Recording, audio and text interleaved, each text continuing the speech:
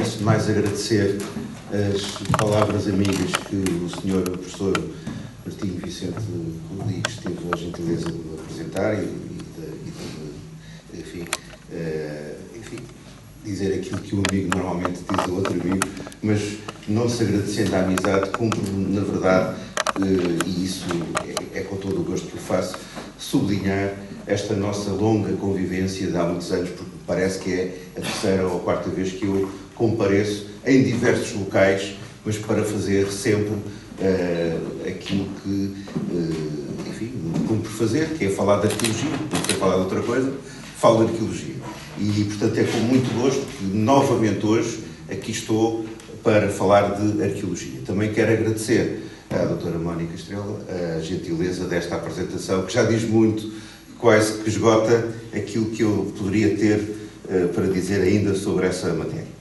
Vamos agora falar de uma matéria muito mais antiga, que é aqui o título desta conferência, agradecendo evidentemente a vossa presença, que espero não ser para mim, ou seja, não ser para vós uma decepção, porque na verdade não é fácil falar deste tema.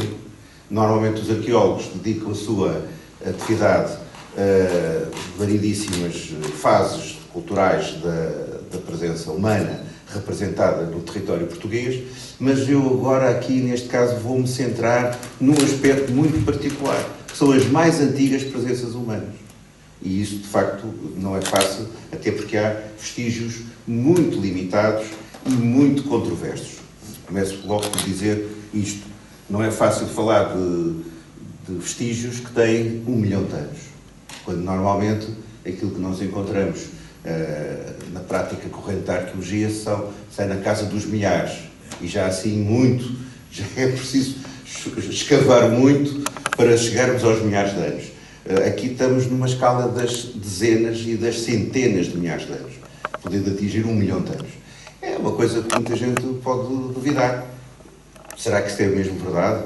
Porque é que eles dizem que é 1 milhão de anos? Porque é que não é menos? Enfim, são coisas que hoje em dia temos várias metodologias para termos algumas conclusões, ou pelo menos hipóteses sobre esta matéria. É um tema que eu tenho trabalhado desde há muitos anos, não digo desde há 1 milhão de anos, mas desde há muitos anos, desde há mais de 40 anos que me tenho dedicado a este tema, para além de muitas outras áreas da arqueologia em que tenho, de facto, produzido, como foi aqui referido, muitos trabalhos, muita bibliografia, trabalhos que, aliás, estão todos disponíveis online. Isso é um ponto de honra da minha parte, que é dar a conhecer publicamente aquilo que tem sido a produção científica minha e das pessoas que comigo têm colaborado, ou das pessoas com quem eu tenho colaborado.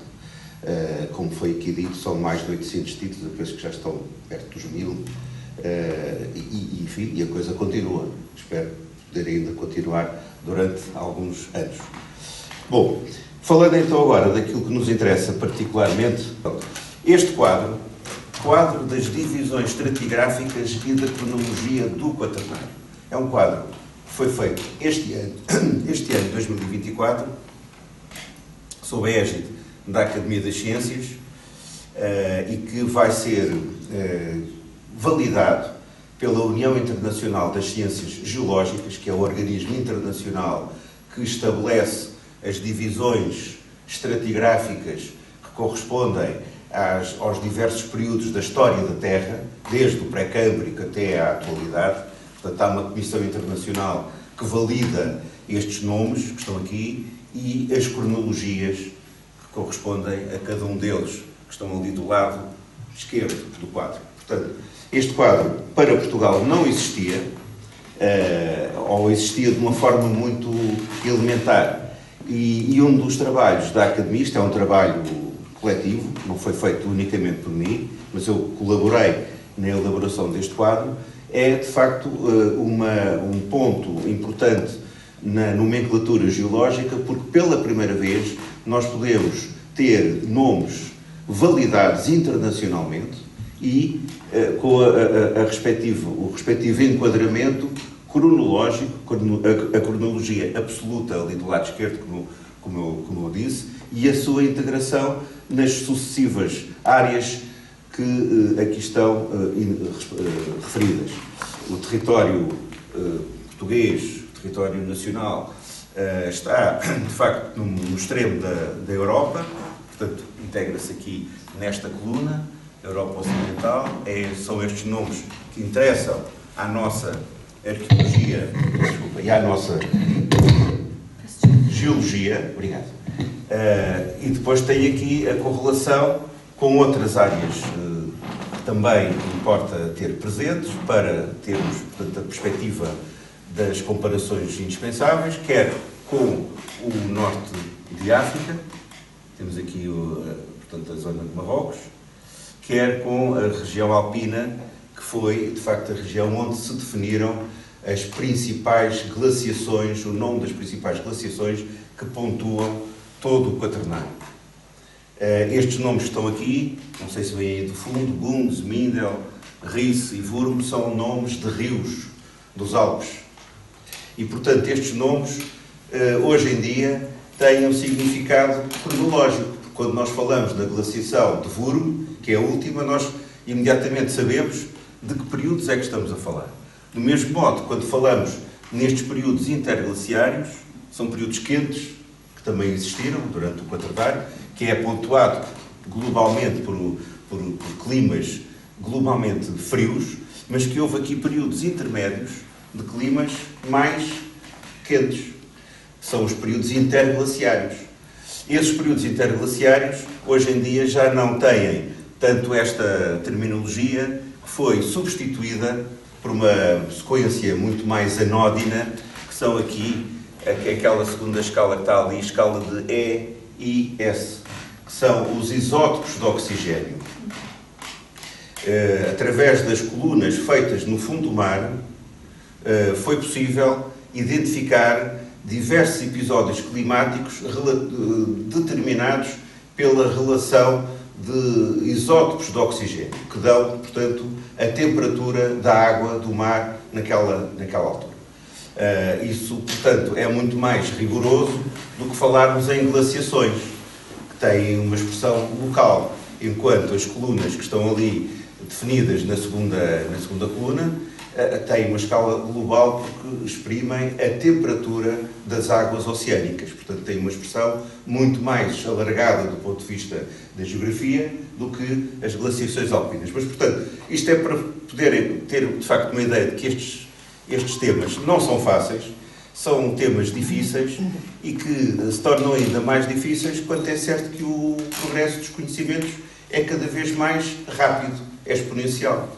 Portanto, nós hoje falamos neste quadro, que vai ser aprovado em setembro deste ano, na reunião que vai ter lugar em Seul, justamente da União Internacional de Ciências Geológicas, mas é evidente que daqui a 10 ou 15 anos já teremos provavelmente outras ideias. O quadro termina aqui do lado direito com a correlação com as atividades humanas, ou seja, com as indústrias produzidas pelo homem pré-histórico. Desde o pré-chelense, e é deste período que nós vamos falar, ou olduvaiense, é outro nome. O olduvaiense veio da garganta de Olduvai, na Tanzânia, onde desde os anos 30 até os anos 70, um casal muito conhecido, o casal Leakey, constituído por Mary Leakey e Louis Leakey, fizeram importantíssimas descobertas que colocaram, de facto, esta garganta de Olduvai no mapa, digamos, do conhecimento dos seres humanos mais antigos, mais primitivos. Portanto, pré-chelense, olduvaiense, se quiserem um nome mais global, paleolítico inferior arcaico. É deste período que nós vamos falar.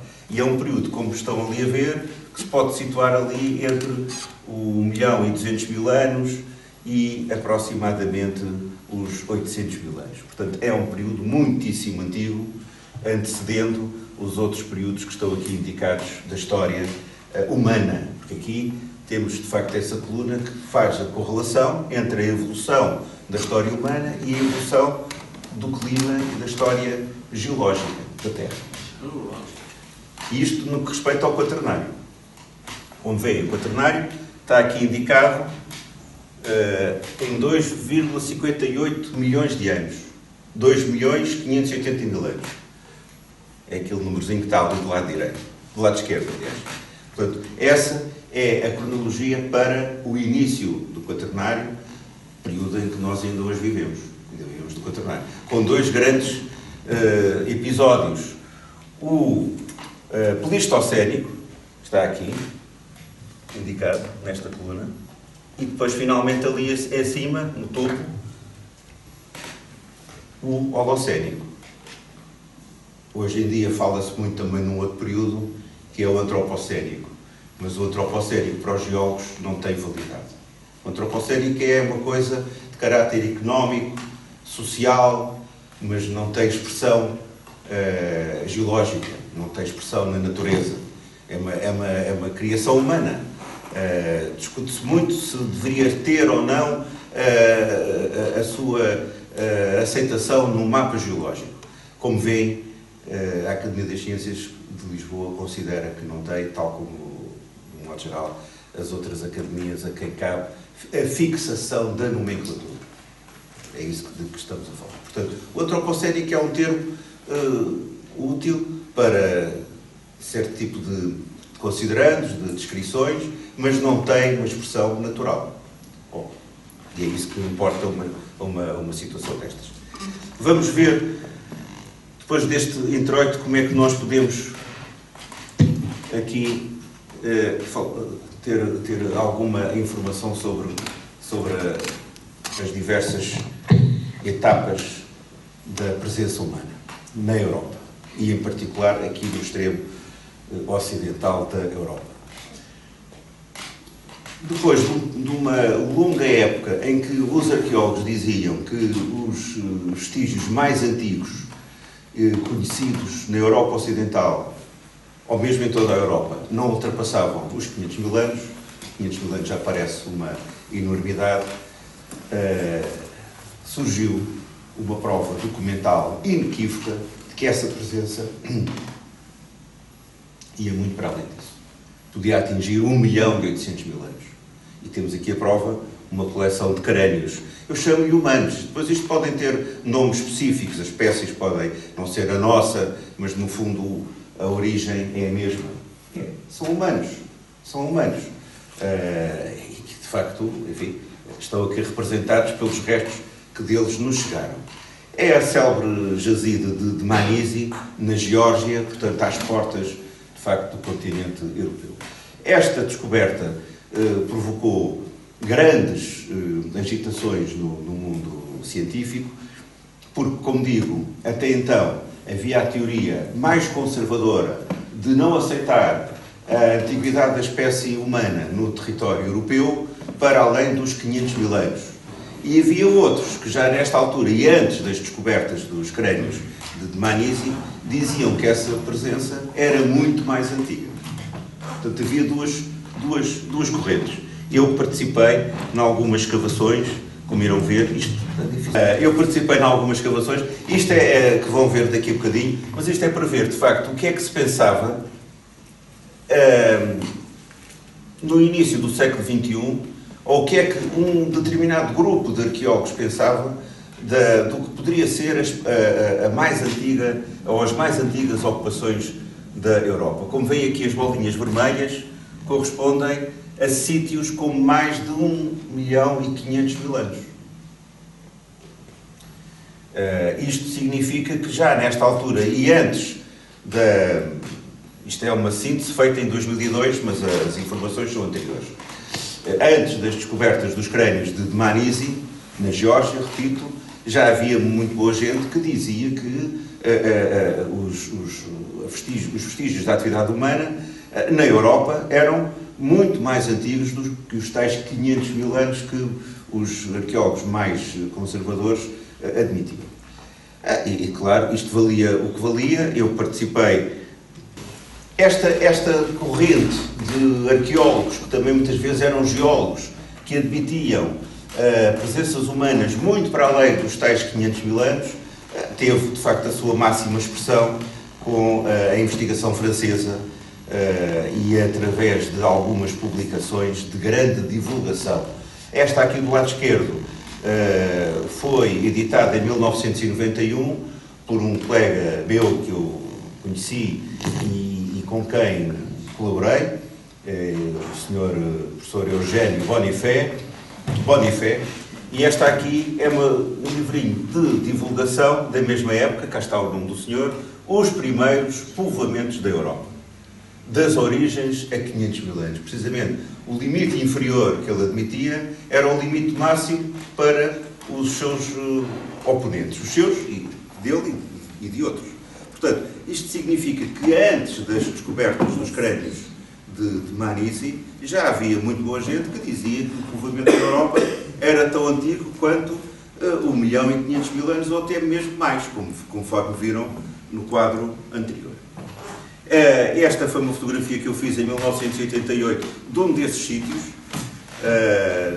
o sítio de Noyac, em que se vê de facto aqui o cuidado que havia na escavação. Isto é feito com um colherinho.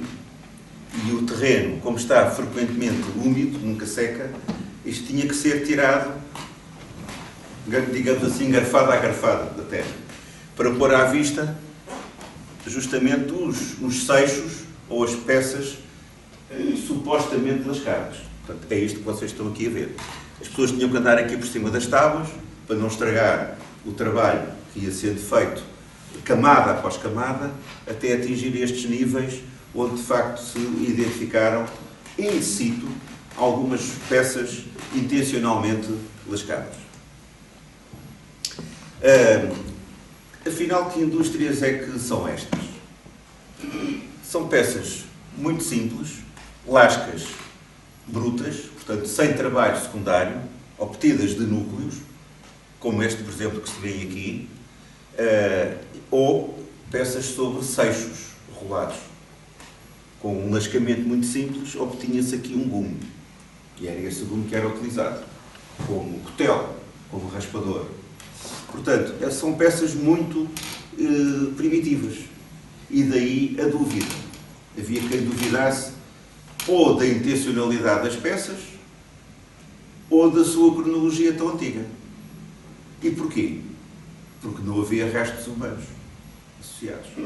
Embora, em alguns casos, houvesse datações das camadas através de métodos, digamos assim, radioativos. Eu agora não vou entrar em detalhes sobre isso, mas há métodos de datação absoluta que permitem datar rochas associadas a estas indústrias. Alguns desses métodos foram seguidos, mas havia sempre a dúvida, porque diziam, bom, mas não há restos humanos. Não há restos humanos, mas há as indústrias produzidas pelo homem. Mas havia sempre outra pessoa que dizia, mas serão mesmo indústrias? Não serão coisas meramente acidentais? Portanto, a situação era esta. A situação era esta até, podemos continuar, até de facto, mais uma vez, terem sido encontrados ali os restos de Manisi, que seriam, de acordo com esta teoria de um livro sobre justamente uma grande e importantíssima estação arqueológica espanhola, que é a estação de Atapuerca, perto de Burgos, a monografia que foi publicada em 1998. Portanto, esta é uma figura dessa monografia de Atapuerca. Iremos ver daqui a um bocadinho mais coisas deste sítio, que está ali representado, até, portanto, este sítio ser aqui encontrado, na Península Ibérica. Não havia, na Península, nenhum outro sítio com restos humanos tão antigos quanto os de Manisi, 1.800.000 anos. A teoria é que teria havido, de facto, uma migração a partir da África para norte, atingindo o continente europeu, de onde depois se espalharam os respectivos humanos, tanto para este como para oeste. Para este atingiram a zona de Pequim. E há um Homo pequinensis, aquela mais moderna, mas seria o último descendente deste filo. Para o ocidente, atingiram a Península Ibérica. Reparem, No meio não há nada. Não é possível não haver nada entre Dmanisi, na Geórgia, e Burgos, na Península Ibérica.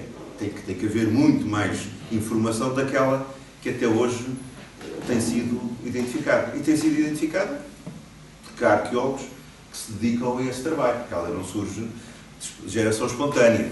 Tem que se trabalhar muito para se chegar a este tipo de informação. Portanto, o facto de nós, na Península Ibérica, termos um sítio com hominídeos, que não é tão antigo quanto o de Dmanisi. Dmanisi, repito, 1.800.000 anos. Estes sítios que nós temos na Península Ibérica, e começar por Atapuerca, que está ali, não chega a 1 milhão de anos.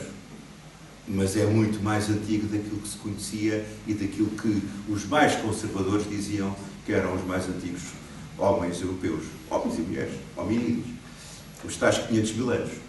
Portanto, já temos aqui uma prova concreta de um resto, um crânio, justamente das escavações feitas em Atapuerca, que anda à volta de 1 milhão de anos, talvez um pouco menos, mas anda à volta de 1 milhão de anos. E aí temos certeza daquilo que estamos a dizer, porque houve datações e houve, portanto, possibilidades de, através de métodos absolutos, chegar a esta cronologia. E também porque há faunas de pequenos mamíferos associadas a estes restos humanos. E são essas faunas porque evoluíram muito rapidamente no tempo, portanto, extinguiram-se logo a seguir, que nós podemos, portanto, através da classificação desses restos, sobretudo de pequeninos dentes, de roedores, dizer, de facto, qual foi o período em que essas espécies viveram. Porque elas, de facto, viveram, mas também se extinguiram muito rapidamente. Portanto, são marcadores cronoestratigráficos.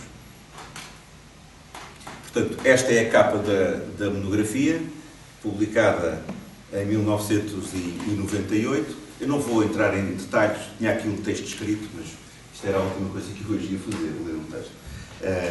Penso que, se há algum interesse pode ter aquilo que eu estou a dizer, é justamente procurar ter uma linguagem muito mais simples, mais acessível, cometendo eventualmente alguma imperfeição, que é natural, como é normal. Mas, enfim, agora, logo a seguir à Atapuerca, houve um outro sítio que foi ainda considerado mais antigo, também na Península Ibérica. Estamos a falar da região da bacia de Guadix-Baça, na zona de Granada. Portanto, nesta zona, uma bacia sedimentar que conservou muito bem as camadas e os restos que nelas existiam, portanto, indústrias líticas, os tais pequenos mamíferos que dão cronologias importantes e também datações radiométricas, permitiram, portanto, em 2010, fazer-se esta monografia onde se publicam as indústrias líticas, esses pequenos mamíferos, tudo aquilo que fez parte do espólio recuperado nas escavações arqueológicas. Esta monografia está escrita em castelhano, considerou-se que era importante fazer uma outra monografia numa língua que na altura ainda se considerava mais legível internacionalmente. Talvez mal, porque o castelhano é mais lido do que o francês. Mas fez-se uma monografia centrada na parte das indústrias líticas e apenas das indústrias líticas em francês.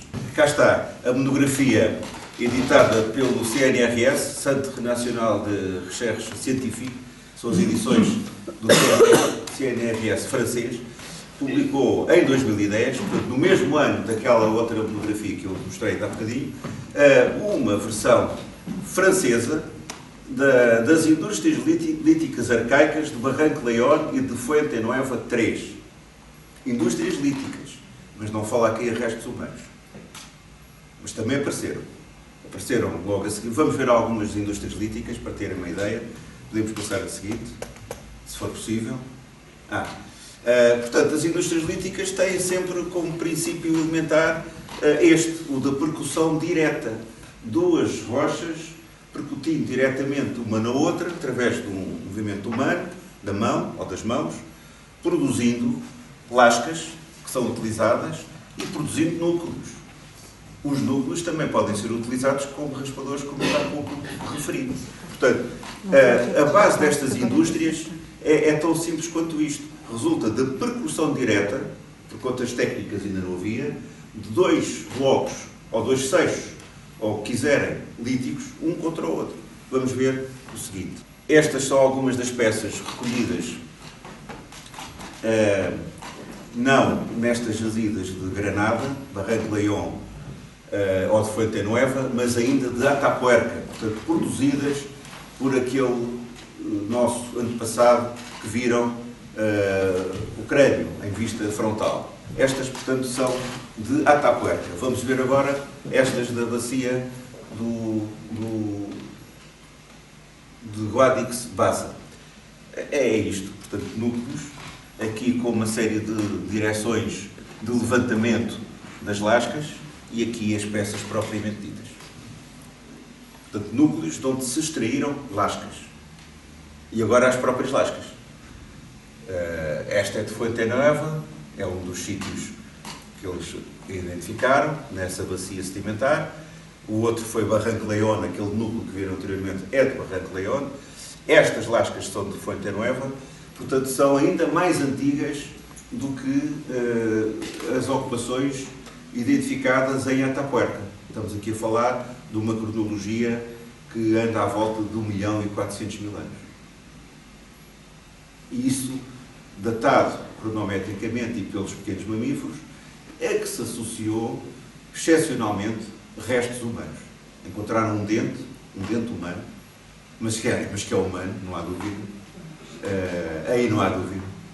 E esse dente, portanto, é a prova cabal de que, de facto, aquilo não são propriamente invenções dos arqueólogos, são produções efetivas, intencionais, produzidas por estes grupos humanos, chamemos assim, produziam artefactos que por ali viviam, na região de Granada, há mais de 1 milhão de anos.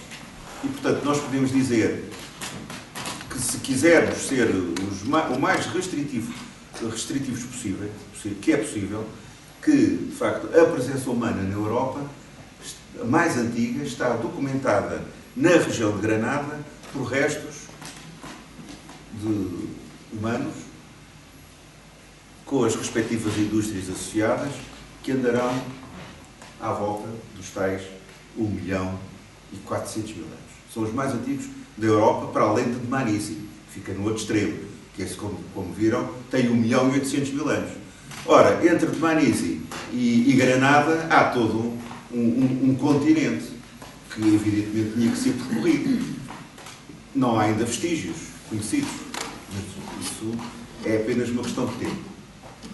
Tenho a certeza que será apenas uma questão de tempo. Bom, é evidente que estas indústrias arcaicas continuaram a ser produzidas ao longo da história humana. Porquê? Porque o homem foi sempre um animal inteligente, quer dizer, adotava sempre o princípio que é a lei do menor esforço. Para que fazer uma coisa muito sofisticada se com uma coisa mais simples se obtinha o mesmo resultado? Portanto, não havia necessidade de fazer um instrumento muito sofisticado se o objetivo era fazer um gume cortante.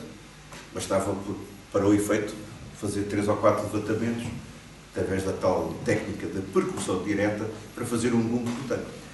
É isso que explica porque é que estas indústrias têm uma sobrevivência tão grande no tempo. Começaram há muitos anos, mas continuaram a ser feitas até épocas recentes da história da humanidade. Claro, convivendo com outras produções mais sofisticadas. Mas essas mais primitivas nunca deixaram, de facto, de ser produzidas. Aqui tem o exemplo de uma peça dessas, de 950.000 anos, encontrada em Vallonné, isto já no sul de França, na região de Nice. Vamos continuar agora. É claro que estas indústrias, ainda que muito primitivas, muito arcaicas, justificavam uma tentativa de classificação. Foi isso que muitas pessoas fizeram. Vejam aqui uma proposta de classificação tendo em conta a sequência dos lascamentos. Isto foi feito em 1980 por uma colega francesa, Hélène Roche.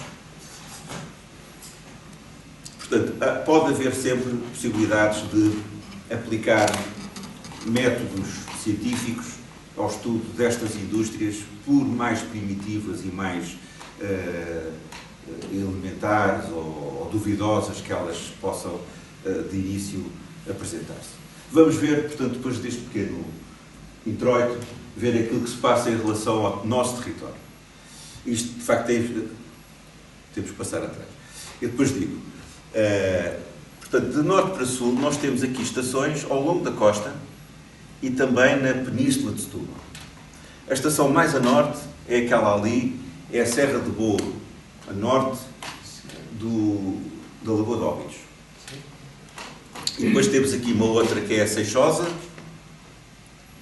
2 e 3. Aqui 4 está no Conselho de Oeiras, a Leião. 5, Serra de Carnaxide.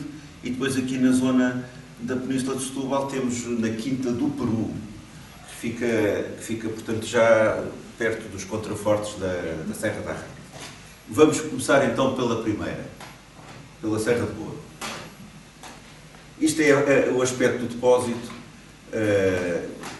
o depósito de uma praia quaternária que está neste momento a cerca de 150 metros de altitude. Essa praia quaternária tem na sua constituição seixozinhos pequeninos de quartzo e de quartzito, muito bem rolados pelo mar que, enfim, os rolou na época em que essa praia foi produzida, devido à acumulação desses seixos, que na altura andavam de um lado para o outro, agora estão neste depósito que é uma cascalheira. Foi no meio destes seixos que eu tive a sorte de encontrar, já lá vão 44 anos, em 1980, esta peça.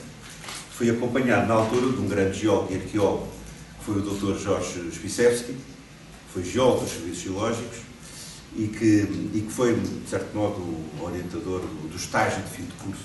Na altura, eu fiz o estágio de fim de curso, o curso tinha 5 anos e eu estava já a fazer o estágio sobre esta zona do nosso litoral, quando de facto me deparei com esta peça. Ela está desenhada, conforme hoje em dia se apresenta, foi rolada, portanto ela aparece dentro daquele depósito que viram, de cascalho, seixos rolados. Ela está rolada, quer dizer que ela teve ali um período em que também foi ela própria rolada pelo mar, foi encontrada dentro do depósito e tem, não sei se conseguem ver aqui, ainda restos da areia concrecionada, agarrada à própria superfície da peça. Portanto, não sei se estão a ver ali aqueles bocadinhos de sedimento concrecionado que estão perfeitamente agarrados à peça. Portanto, isto é a prova de facto que a peça veio do depósito, de onde, aliás, eu a extraí. Não há dúvida nenhuma que é um exemplar lascado, tem vários levantamentos a toda a volta e de facto, do meu ponto de vista, é uma das peças, embora tenha sido recolhida ocasionalmente naquele depósito, é uma das evidências mais interessantes que deveremos considerar. Mais a sul temos um depósito muito parecido com o anterior da Seixosa, que é uma pequena povoação do concelho de Mafra. Quando se abriu o muro para o cemitério de Seixosa, que fica aqui do lado direito, não se vê, teve que se fazer este corte e, mais uma vez, cortou-se um depósito de praia quaternária, hoje em dia, a cerca de 150 metros de altitude. Portanto, entra naquelas praias do quaternário antigo. Se virem ali no mapa que eu mostrei há bocadinho, logo no princípio, entra dentro da designação do Calabriano, que são, portanto, depósitos com cronologias em torno de 1 milhão de anos, ou até mais, um bocadinho. Neste depósito encontraram-se vários seixos lascados, ora numa extremidade, ora num bordo lateral. Este aqui tem, de facto, um talho terminal. Estão lascados numa das extremidades. Portanto, aqui a fotografia daquela peça que está ali é a mesma. Há outras que têm talhos nas duas faces, talhos bifaciais, E é claro que nós aqui temos uma quantidade muito maior de material, podemos, portanto, fazer uma tipologia, desde o seixo mais simples, que tem um levantamento, até os seixos mais elaborados, que têm 4, 5 e 6 levantamentos. Portanto, há aqui, de facto, esta possibilidade de estabelecer uma sequência tecnológica, tal como foi elaborada para certas estações africanas. Continuando a descer de norte para sul, chegamos aqui à zona de Lisboa, aqui não, lá, e de facto há aqui uma estação que, entretanto, foi ocupada pela construção. Aqui é o Tagus Parque, no Concelho de Oeiras. Este alto que está aqui em primeiro plano é o Tagus Parque. Isto é uma fotografia do final dos anos 70, 1977, e era à superfície destes terrenos basálticos, altamente propícios para a agricultura cerealífera, que estas peças apareciam. Vamos ver algumas delas. Elas estão avermelhadas porque foram impregnadas pelos óxidos de ferro dos basaltos, mas são parecidas com aquelas que vimos anteriormente. Tem aqui, por exemplo, um seixo que tem algumas truncaturas numa das extremidades. Temos aqui este, que é bastante mais complexo, porque tem levantamentos contínuos ao longo de um dos bordos laterais. Vejam a fotografia e vejam o desenho.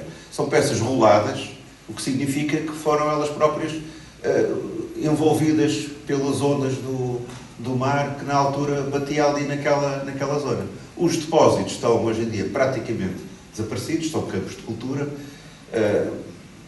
Os seixos encontram-se dispersos, ou encontravam-se dispersos pela superfície desses campos de cultura, porque os depósitos onde eles se encontravam foram completamente destruídos, naturalmente destruídos pela erosão. Estamos a falar de depósitos com 1 milhão de anos.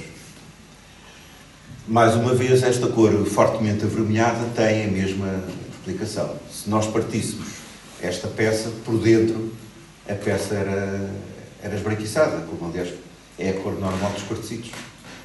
Portanto, esta cor é uma cor resultante da impregnação dos óxidos de ferro dos basaltos. Já a sul da Península de Lisboa, na Península de Setúbal, temos uma formação parecida, a formação de Belo Verde, cá está, com acarreios detríticos mais grosseiros e níveis mais arenosos. Portanto, isto é um ambiente deltaico. Os rios descarregavam, em alguns períodos do ano, mais água. Essa água tinha mais poder de transporte, tinha capacidade para mobilizar seixos que atingiam o litoral e que eram eles próprios depois rolados pelas ondas do mar já no litoral adjacente, e isso produzia ao longo de uma determinada época, anos ou milhares de anos, estes depósitos mais ou menos estratificados, níveis mais grosseiros e níveis mais arenosos. Vamos ver algumas das peças que também foram encontradas nestes depósitos, que estão a cotas inferiores àqueles que viram antes a norte do Tejo. São depósitos que estão à volta dos 110 metros de altitude hoje em dia, ao contrário dos 150 metros dos outros. Porquê? Porque houve também, naturalmente, movimentos de subsidência e de deformação durante o quaternário. Portanto, na Península de Setúbal, é uma zona, é um sinclinal, o próprio peso dos depósitos faz com que eles assentem. Portanto, nós temos no centro do sinclinal centenas de metros de acumulações arenosas, do Pliocénico e do Quaternário.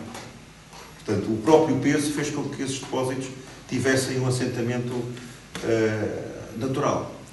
E por isso as cotas absolutas a que eles hoje se encontram são inferiores àquelas que correspondem às praias marinhas levantadas a norte do Tejo. Esta é uma das peças mais interessantes que ali foram recolhidas. Cá está, Poço de Belo Verde. É uma peça com vários levantamentos e produzidos esses levantamentos a partir de ambas as faces da peça.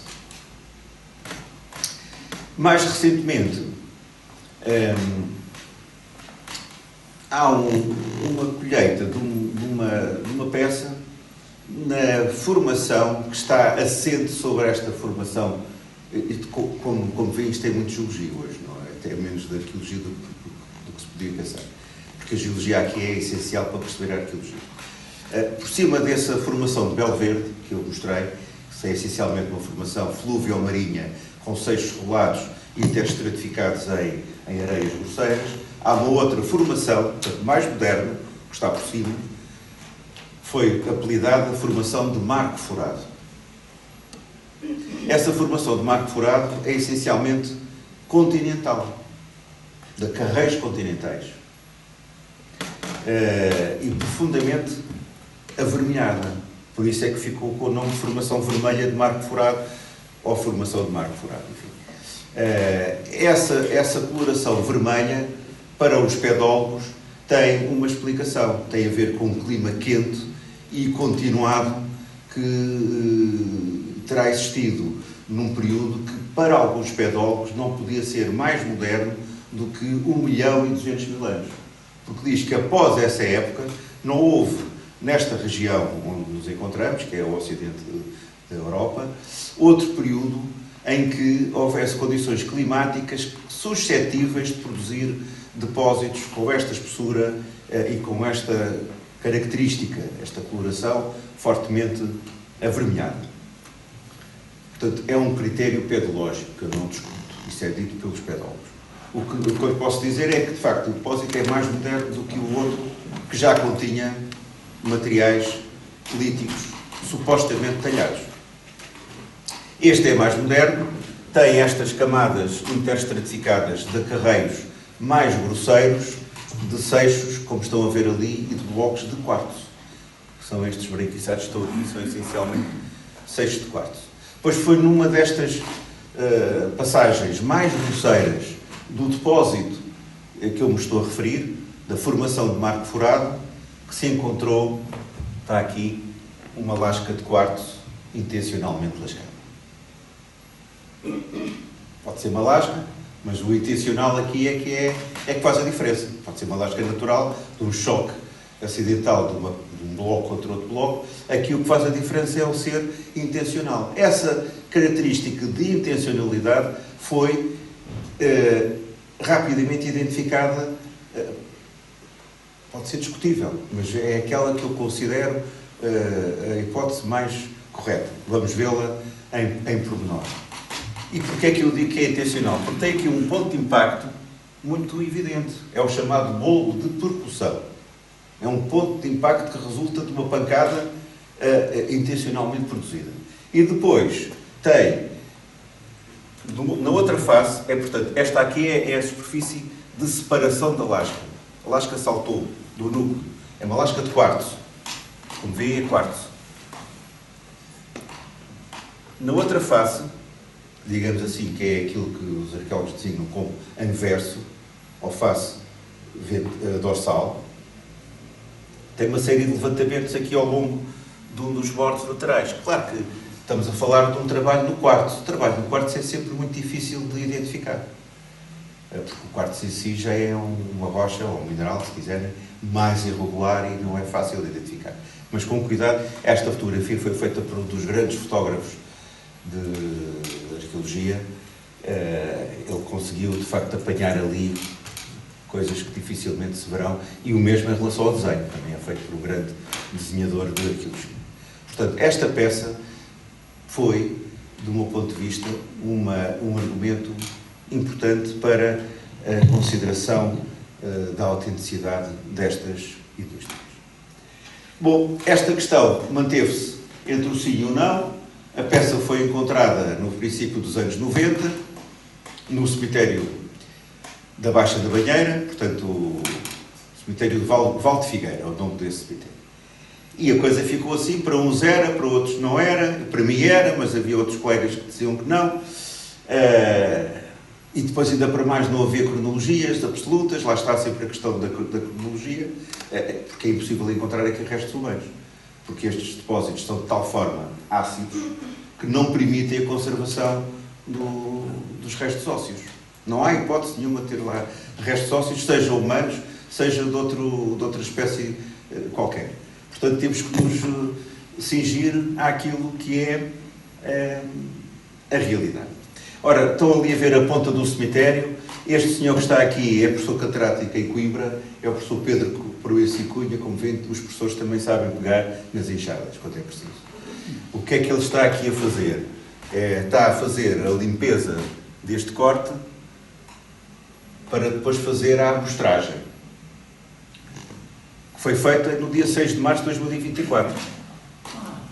Portanto, há pouco tempo. A amostragem, como vê, é feita através da recolha de amostras, que são cravadas dentro do depósito, por através destes tubos ocos.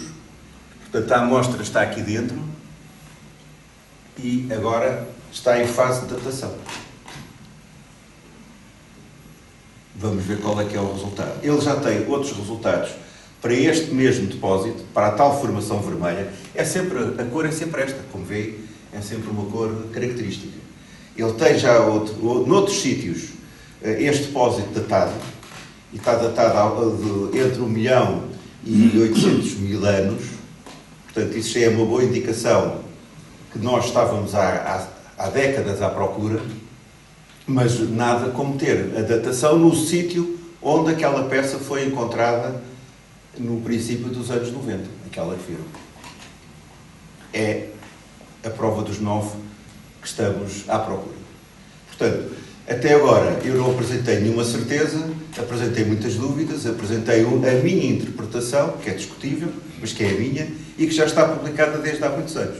Podemos ver aqui, o primeiro trabalho que foi publicado sobre isto foi, aliás, com o meu colega Carlos Penalva, já falecido, em 1979, e eu ainda era aluno de Geologia nesta altura, no último ano. Foi publicado no Boletim da Sociedade Geológica de Portugal. Vestígios de praia calabriana com indústrias da Pebble Culture no Alto Leão, Passo de Arcos. Pebble Culture designava, na altura, como pré-cholense ou de veiense. Pebble Culture porque é a cultura dos seixos, traduzido diretamente do inglês. Portanto, estão a ver já aos anos em que eu ando à volta destas indústrias e aos anos em que eu ando a publicar isto. Eu não queria deixar de terminar esta pequena conversa, mais do que informal, com uma referência, mais um trabalho. Este foi apresentado em 96 e já inclui aquela lasca que eu apresentei, recolhida perto do cemitério da Baixa da Banheira.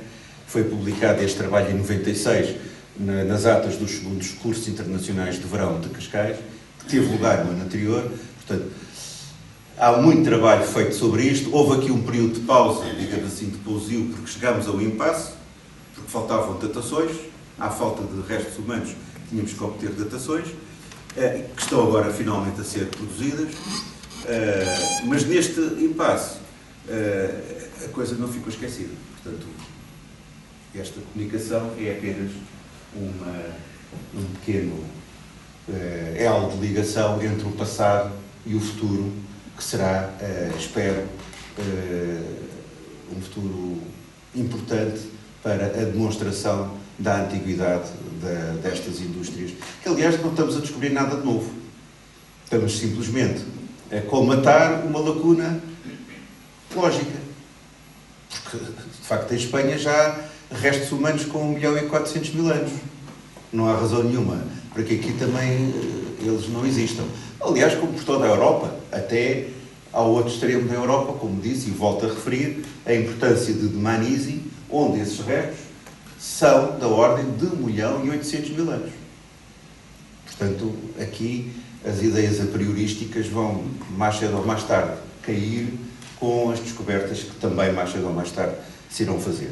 Eu termino esta pequena evocação com um poema que me parece extraordinário, que eu, aliás, utilizei para abrir o texto desta minha comunicação, feita em Cascais em 96, e que é de Antero de Quental.